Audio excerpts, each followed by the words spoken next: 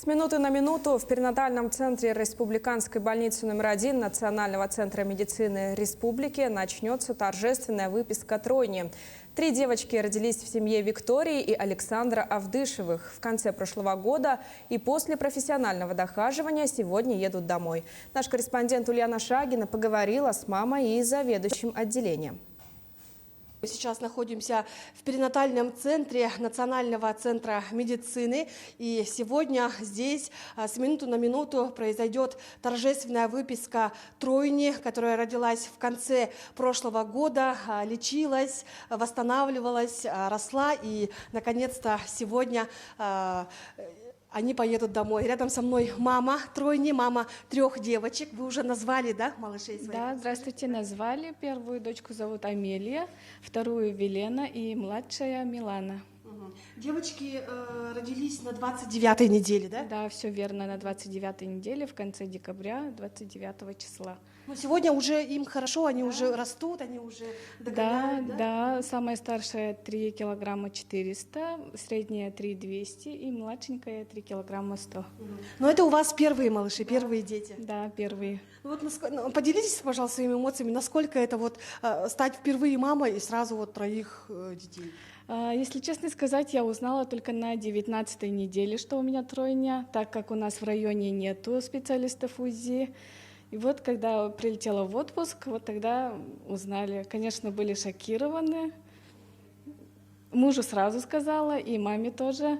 Получается, родители моего мужа узнали только тогда, когда родились наши дочки. То есть вы никому не Да, говорили? никому не говорили. Да, никому не говорили. Ну, поздравляю вас, желаю девочкам, чтобы они росли здоровыми, красивыми, умными. Ну, а рядом со мной сейчас заведующая отделением патологии Елена Анатольевна. Елена, добрый день. Добрый день. Ну вот расскажите, в каком состоянии были девочки, когда родились, и насколько сейчас в наших современных условиях сложно выхаживать таких малышей? Ну, девочки родились на 29-й неделе. По современным понятиям это даже не относится уже к крайней незрелости. В родзале их встречали 3 бригады реанимации новорожденных. И уже с момента рождения девочкам была оказана такая щадящая реанимационная помощь.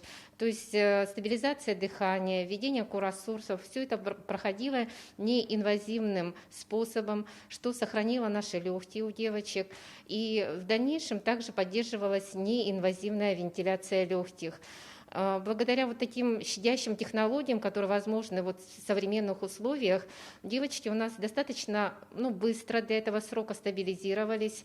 И в течение 2 недель постепенно мы их забрали на 2-й этап выхаживания недоношенных детей. И 2 месяца вместе с мамой Викторией фактически выхаживали этих детей. Уже это было близко к выхаживанию, как вот в утробе матери, да, то есть в основном это было согревание, питание маминым молоком, по необходимости немножко было обогащение, докармливание этих детей специализированными смесями и просто отслеживание за тем, как развиваются девочки. Активно использовался и развивающий уход, то есть мы достаточно быстро начали выкладываться на кенгуру к маме, непитательное прикладывание. И благодаря этому у нас мама практически все время находилась с мамой, с детьми 24/7.